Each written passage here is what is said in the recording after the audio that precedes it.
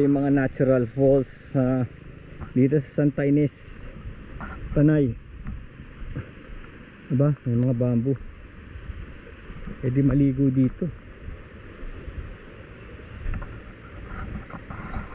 Hindi ko lang alam kung ayan yung sinasabi sa inyo water system. Ayan, may mga piping dahil may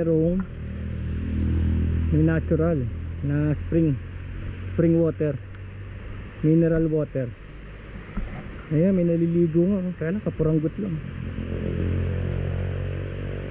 Diba? Pangit lang tignan, pero yung mga piping na yan, diretso yan sa mga bahay-bahay. Ayan, dami, malalaki nga, So ayan, libre sila tubig dito. Kuryente naman, solar power.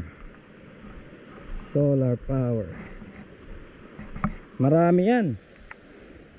Makakapili ka ng ng falls.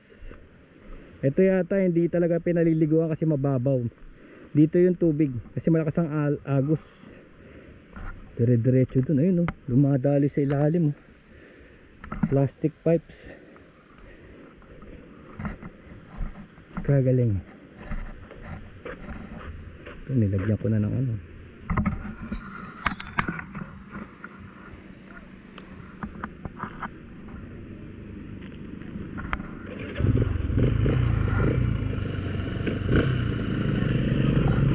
tamo. Solo lang ako dito. Pag hindi reliable ang motor mo dito, yari.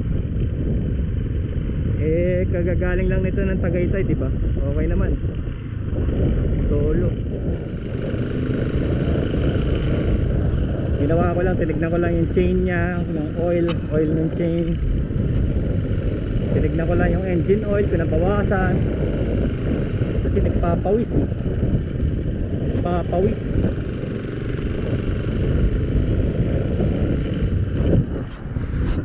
Oh, ganda.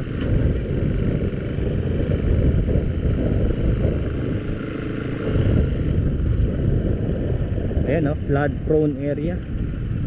Ito na yung mga ATV.